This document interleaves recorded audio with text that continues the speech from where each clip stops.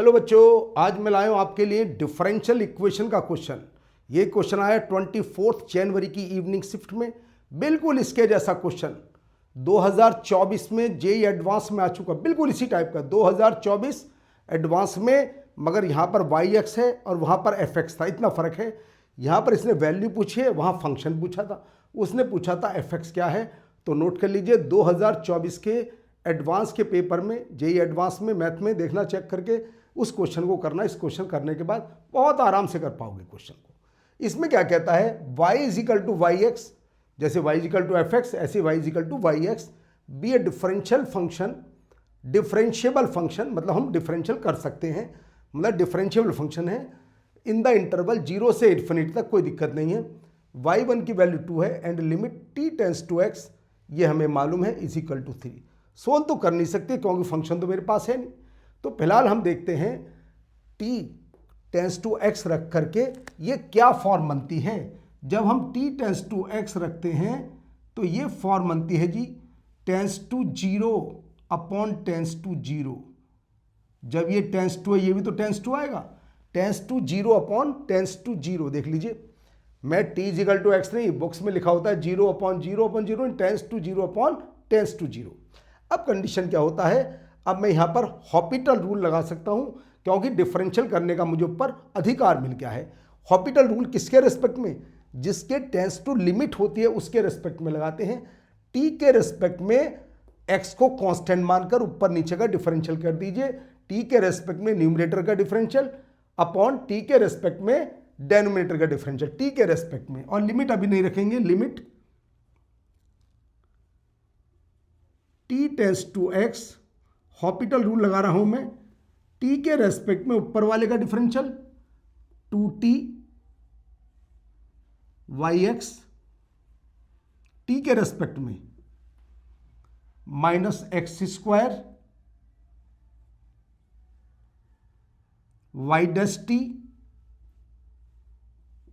और अपॉन है टी के रेस्पेक्ट में कर रहे हैं, एक्स तो कांस्टेंट है, ये -1, ये था जी 3 के इक्वल। ध्यान से देख लीजिए, ये था 3 के इक्वल।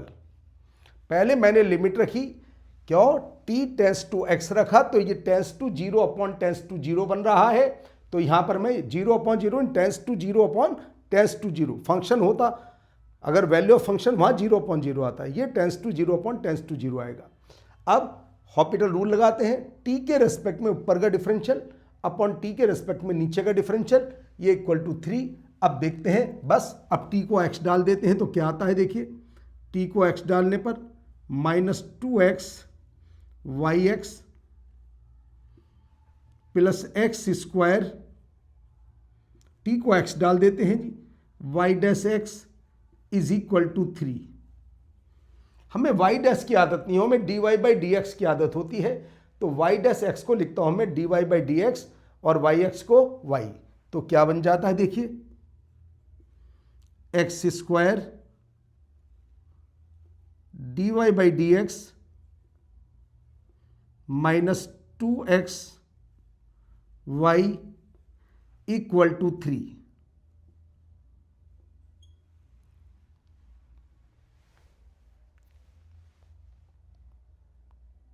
ये आ जाता है जी, ये बन जाती है जी लीनियर डिफरेंशियल इक्वेशन की फॉर्म बन जाती है। देख लो जरा ध्यान से, ये लीनियर डिफरेंशियल इक्वेशन की बन जाती है। अब क्या करते हैं, पहले एक्स स्क्वायर से डिवाइड कर देते हैं, d y by d x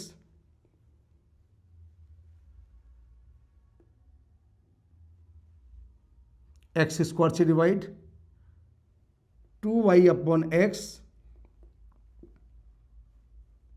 3 upon x square. ध्यान से देख लीजिए, लास्ट में हम y को वाई एक्स लिख देंगे रिजल्ट आने के बाद, क्योंकि जेईई एडवांस के अंदर जो क्वेश्चन 24 में आया था उसने केवल फंक्शन पूछा था, यहाँ उसकी वैल्यू पूछ रहा है। तो पेपर में ये मत समझिए, बिल्कुल बेसिक क्वेश्चन नहीं है, अच्छे लेवल का क्वेश्चन है। जो क्वेश्चन जेईई एडवांस में आ चुका उस टाइप का, तो अच्छा क्वेश्चन तो है ही। D y by d x, ये बन गया जी लीनियर डिफरेंशियल इक्वेशन। कौन सी form, d y by d x plus p y is equal to q, और इसके अंदर इंटीग्रेटिंग फैक्टर निकालते हैं। तो तो देखिए जी इंटीग्रेटिंग फैक्टर क्या है और सोल्व करना शुरू करते हैं।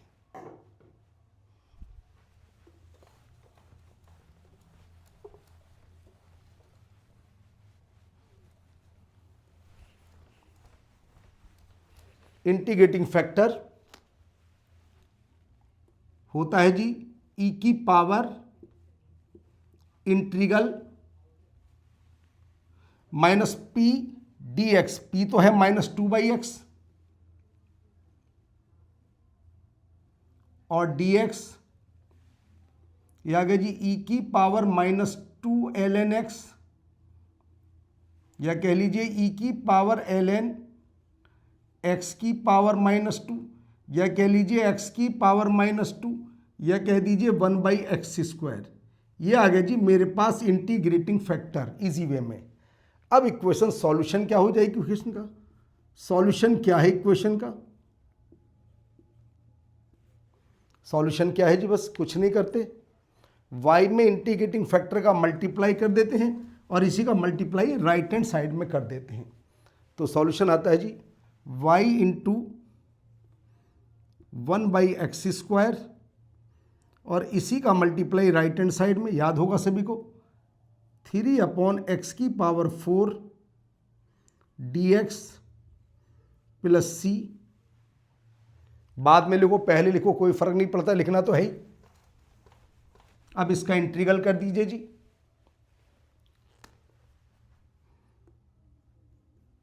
y/x² -1/x³ आ जाता है जी प्लस c 1/x³ क्योंकि होगा x की पावर -4 प्लस 1 करेंगे और माइनस, यानी कि -3/-3, 3 से 3 कैंसिल हो गया जी। तो मेरे पास फंक्शन ये आ जाता है जी। अब मैं सही रूप में लिख देता हूँ, y का मतलब yx था जी, x² का मल्टीप्लाई कर देता हूँ -1/x प्लस c x²। ये आता है जी कंडीशन सोल्व होकर के मेरे पास। ध्यान से देख लीजिए, ये आ जाती है मेरे पास लीनियर डिफरेंशियल इक्वेशन को सिंप्लीफाई के सब याद करके जाते हैं। अगर c आ जाएगा तो c कब आएगा? उसने कहा जी y1 की वैल्यू 2, इसका मतलब है जब x1 है उस समय y2 होगा, तो वहां पर x को 1 डाल देते हैं और वैल्यू निकालते हैं जी c की वैल्यू फटाफट।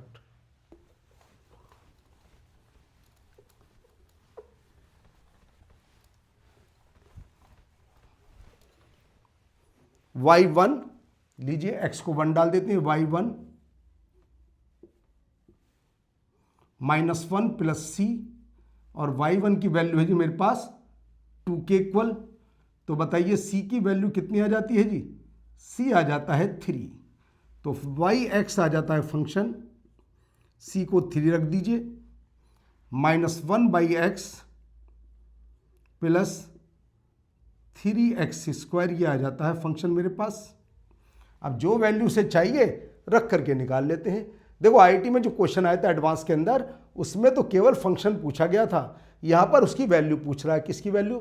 पहले रखिएगा जी y2 कितना होगा, -1/2, यह आ गया 12, यानी कि आ गया 23/2। 2 का मल्टीप्लाई कर दीजिए,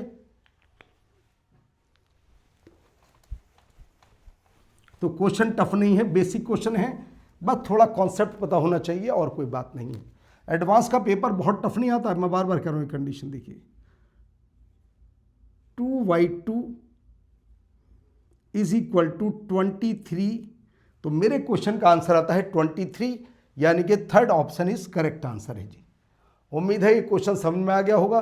पहले कंडीशन को देखते उसने बोला फंक्शन, एक रिपीट समरी कि फंक्शन डिफरेंशिएबल है, मतलब मुझे डिफरेंशियल करने का अधिकार मिल गया है।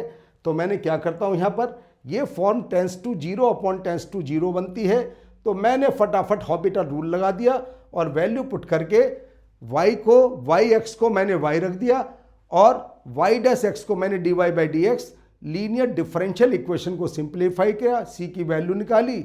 मेरे पास जब इक्वेशन आ जाती है तो y को मैंने yx लौटा दिया, बस x की वैल्यू पुट करके c निकाला और मेरे पास y2 डायरेक्ट आ गया।